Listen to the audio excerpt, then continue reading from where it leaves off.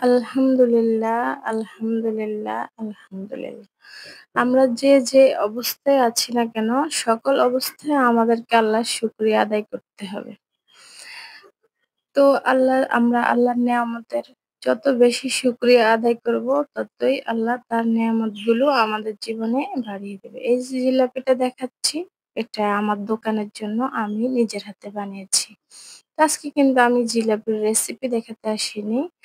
আজ আপুদের সাথে, ভাইয়াদের সাথে কিছু কথা বলার জন্য আসছি।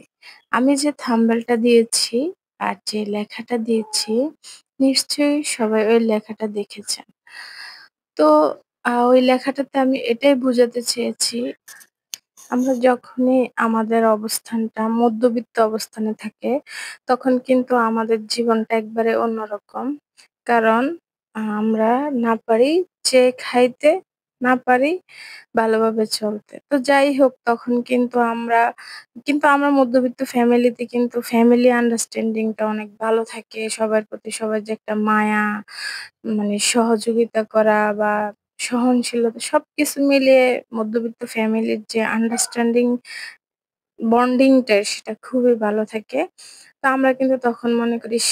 যদি টাকা থাকতো তাহলে এটা করতাম, ওইটা করতাম। তখন অনেকেই কিন্তু আমরা এই টাকা কামানোর জন্য অনেক বিপদেও পড়ে যাই। তো আসলে আমরা এটা বুঝতে হবে, টাকাই কিন্তু জীবনের সবকিছু নয়। সফলতা পেতে হলে যে টাকা ইনকাম করতে হবে সেটা না। আর আমরা সেটাই জানি না যে আমাদের জীবনের সর্বোচ্চ রিজিক কিন্তু টাকা না, খাওয়া-দাওয়া না। সর্বোচ্চ রিজিক হচ্ছে একটা মানুষের জীবনে, ছেলে হোক, মেয়ে হোক, একটা উত্তম জীবন সঙ্গী, নেক্সট তাদের সন্তান, সন্তানদেরকে ভালোভাবে মানুষ করা। 3rd স্টেপে যে হলো আমাদের টাকা-পয়সা, রিজিক মানে খাওয়া-দাওয়ার ব্যাপারটা আরকি। আমাদের কিন্তু উত্তম রিজিক হচ্ছে যে আমাদের ফ্যামিলি বন্ডিং টা সেটাই। তো যাই হোক তারপরও আমাদের জীবনে কিন্তু টাকার প্রয়োজনীয়তাটা অপরিসীম। কারণ আমাদের তো টাকা ছাড়া তো আর কিছুই পাওয়া যায় না। খাবার বলো, কাপড় বলো যতটাই মৌলিক চাহিদা আছে প্রত্যেকটা মৌলিক চাহিদা মিটানোর জন্যই কিন্তু আমাদের টাকার প্রয়োজন। তো এই যে আমি যে জিলাপিটা দেখাচ্ছি, এই জিলাপিগুলা আমি অ্যা আমার দোকানের জন্য তৈরি করি। যেহেতু দোকানের জন্য তৈরি করি অবশ্যই পারফেক্ট ভাবে একটা রেসিপি হতে হবে। কারণ মানুষ টাকা দিয়ে তো আমার ফুটাইনা জিলাপি খাবে না, ঠিক না? বা দেখা যায় যে একটু পরে ফুতাই গেল বা এটা কামড় দিলে আটার মতো হলো, শিরা ঢুকলো না। সেটা তো আর মানুষ টাকা দিয়ে কিনা খাবে না। তো সেজন্য আমাকে কি করতে হয়েছে, একটা পারফেক্ট রেসিপি বের করতে হয়েছে যে কিভাবে আমি জিলাপিটা তৈরি করলে দোকানের মতো হবে। কিন্তু একটা জিনিস আপনারা জানেন কিনা আমি জানি না। কারিগররা কিন্তু কখনো তাদের হাতের কাজ মানুষকে শিখায় না। বলবে না। তো কিছু না কিছু অপশন সে হাতে রেখে দেয়। এটাই নাকি নিয়ম। তাহলে নাকি নয়তো নাকি তার হাতের যে কাজের যে ইয়াটা ওটা কমে যায় নাকি আমি জানি না। শিখাইতে চায় না, যেটা নরমালি এখন আমি অ্যা এই কাজগুলো যখন করতেছি তখন বুঝতেছি। তো আমাদেরও একটা কারিগর ছিল। উনি হঠাৎ অ্যাক্সিডেন্টালি আরকি আমাদের এখান থেকে চলে যায়। উনি থাকলে হয়তো আমি বলে কয়ে যদি বলতাম যে, "ভাই আমাকে একটু শিখান।" তো উনি হয়তো শিখাইতো। আমি জিলাপিটা ফেলে দিছি কেন? কারণ আমার তেলটা আমি মনে করছি তেলটা গরম হয়েছে। না, পারফেক্ট গরম হয়নি। সেজন্য কিন্তু আমার এটাকে ফেলে দিতে হয়েছে। তো এটাই আমি একটা শিক্ষা, মানে যে আমাদের জীবনটাও কিন্তু এরকম।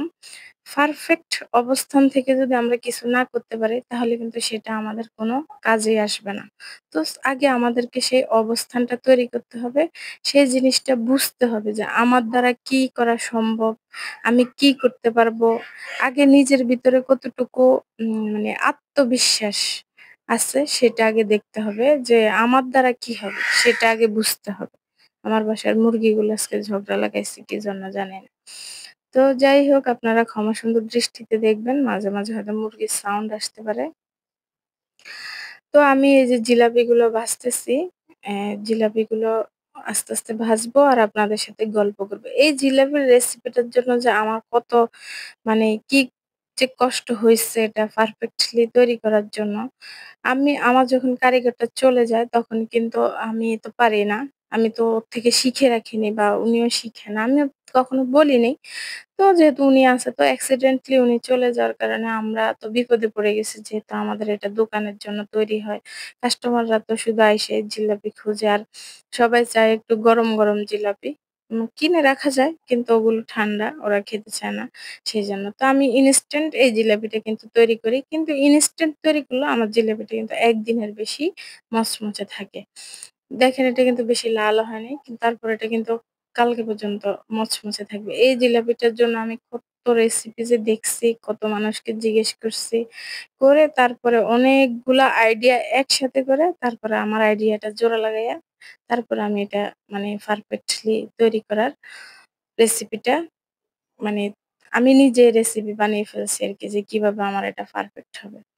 তো যাই হোক, এটা আসলে বড় কথা না। আমি জিলাপির গল্প বলতে আসিনি। আমার গল্পটা হচ্ছে এটাই যে, আমরা যখন আসলে সফলতার পিছনে দৌড়াই, তখন কিন্তু আমরা চিন্তাই করি না যে এটা আসলে আমার দ্বারা সম্ভব কিনা। বিশেষ করে দেখেন এই যে YouTube এ আমরা যারা কাজ করতে আসছি, আমি কিন্তু অনেক সব ভিডিওতে কিন্তু বলি না যে আমার ভিডিওটা ফুল ওয়াচ করবা, আমি তোমাদেরটা করি। এরকম সব ভিডিওতে বলি না বা লাইক দেওয়া শুরু করা বলতে মনেও থাকে না আমার। কারণ আমি মনে করি আমি যদি কাউকে না ঠকাই তারাও হয়তো আমাকে ঠকাবে না। তারা যদি ঠকাইয়া খুশি থাকে তো খুশি থাকুক। আমার কোনো আপত্তি নাই। তো আমি আমার তরফ থেকে সৎ থাকার চেষ্টা করব। এবার কেউ আমার সাথে যদি বেইমানি করে সেটার দায়ভার তার নিজেরই। আমার কোনো সমস্যা নেই। তো এই যে আমরা এই রাস্তায় আসছি, এটা কিন্তু আসলে কিরকম? এই যে অনলাইন একটা জগৎ, যারা না জেনে আসছি তারা কিন্তু খুবই বিপদে আছি। না পারি যাইতে, না পারি থাকতে। কারণ এইখানে কিন্তু ভাইরাল হওয়া এত সহজ না। আবার একটা তকদির লাগে। আসলে সফলতার মূল চাবিকাঠিটাই হচ্ছে তকদির, অ্যান্ড দেন হচ্ছে সততা, অ্যান্ড দেন হচ্ছে ধৈর্য আর লাস্ট হচ্ছে পরিশ্রম। আপনি সফলতা পেতে হলে কিন্তু অনেক পরিশ্রম করতে হবে। তবে আপনার তকদিরে কিন্তু ওই জিনিসটা থাকতে হবে। অনেক মানুষ দেখবেন যে একটা কিছুতে হাত দিয়েছে, এটা অটোমেটিক যেন হয়ে যাচ্ছে। আবার দেখবেন যে মানুষ দেখা যায় যে তার অনেকদিন কাজ করতে, করতে আর ধৈর্যহারা হয়ে গিয়েছে। তখন সে সরে যায় এটার থেকে।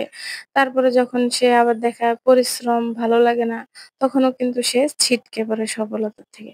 তো আর আমাদের মধ্যে সততাটা থাকতে হবে। আপনি যদি সৎ হন, আপনি যদি সৎভাবে কাজ করেন, যেকোনো সেক্টরেই হোক, তাহলে কিন্তু আপনি আগে আর পরে ধৈর্য ধরে পরিশ্রম করতে পারলে কিন্তু আপনার সাফল্য নিশ্চিত। এটা যেকোনো পর্যায়ে হোক। আপনি অফিসে কাজ করেন, প্রবাসে থাকেন, দেশে থাকেন, যেখানেই থাকেন। আপনি যদি সৎ থেকে আপনার কাজটা চালিয়ে যেতে পারেন ধৈর্য সহকারে আর পরিশ্রম করতে পারবেন, একদিন আগে আর পরে সফলতা ইনশাআল্লাহ আল্লাহ তাআলা দান করতে পারে। এই যে আমার জিলাপিগুলো কত টসটসে হয়েছে। তো যাই হোক আ আসলে আমাদের এটাই ১ম এ কিন্তু আমাদের তকদিরে থাকতে হবে। এইখানে দেখেন আমি মাঝে, মাঝে ফলো করি YouTube এ সেম ভিডিও। দেখা যায় যে একটা আপুর চাইতে আরেকটা আপু কিন্তু অনেক ভালো কথা বলে। বাট উনার ভিডিও কিন্তু ভাইরাল হয় না। কেউ দেখেও না। আর দেখা যায় ওই আপুটাও ভিডিও করছে সেম ভিডিও। আ উনার ভিডিও কিন্তু মানুষ দেখতেছে, অহরহ ভিউ উঠতেছে। এই যে একটা জিনিস, এই জিনিসটা কিন্তু আমার কাছে মনে হয় সম্পূর্ণ ভাগ্য। কেউ বছরের পর বছর চেষ্টা করেও হচ্ছে না। আর কেউ এসে এই সফলতা পেয়ে যাচ্ছে।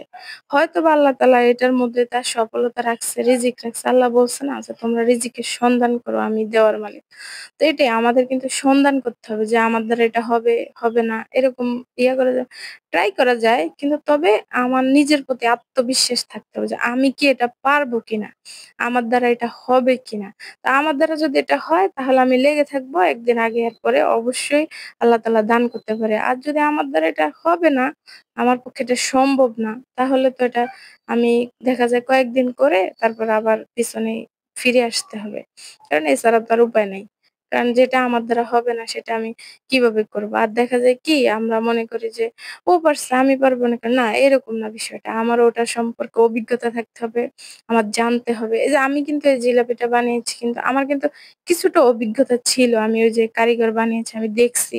ও কি জিনিস দিছে সেগুলো তো আমাদের বাসায় ছিল। সেই কারণে কিন্তু আমি আরো কয়েকটা জিনিস জোড়া দিয়ে এটা সফলতা পেয়েছি। আর কয়েকদিন নষ্ট হইছে আমার। কিন্তু তারপরে ঠিক হইছে। কিন্তু আমার একটা আত্মবিশ্বাস ছিল যে আমার যেহেতু কি জিনিস লাগে ওইগুলো যেহেতু আমার ঘরে আছে, তাহলে আমি ট্রাই করলে অবশ্যই পারবো। জাস্ট আমার পরিমাণটা কোনটা কতটুকু দিব এটা জানলেই হবে। সেজন্য আমি অনেকগুলো রেসিপি দেখে তারপরে পারফেক্ট একটা ডিসিশন আসতে পারছি। সো এরকমই যখন আমার কাছে কিছু থাকবে তখনই আমি কিন্তু এটাকে এপ্লাই করতে পারবো আমার জীবনে। আমার কাছে যদি কিছুই না থাকে, আমি শূন্য থাকি, তাহলে কিভাবে এপ্লাই করব? তো এটাই আমাদেরকে সফলতা পেতে হলে আমাদের নিজের উপরে আগে রিসার্চ করতে হবে যে আমি কি পারবো আর কি পারবো না। এন্ড দেন আমার কি করা উচিত। আর লাস্ট একটাই কথা, আল্লাহর নেয়ামতের শুকরিয়া আদায় করতে হবে। যত বেশি আমরা শুকরিয়া আদায় করব, ততই আল্লাহ তাআলা আমাদেরকে বেশি তার নেয়ামতগুলো বাড়িয়ে দিবে, আমাদেরকে সাহায্য করবে। আর প্রত্যেকটা ক্ষেত্রে আল্লাহর সাহায্য চাইতে হবে, যাতে আল্লাহ তাআলা আমাদেরকে এগিয়ে যাওয়ার জন্য সাহায্য করে। তো এই পর্যন্ত আল্লাহ হাফেজ। সবাই ভালো থাকবেন। ওকে, আসসালামু আলাইকুম।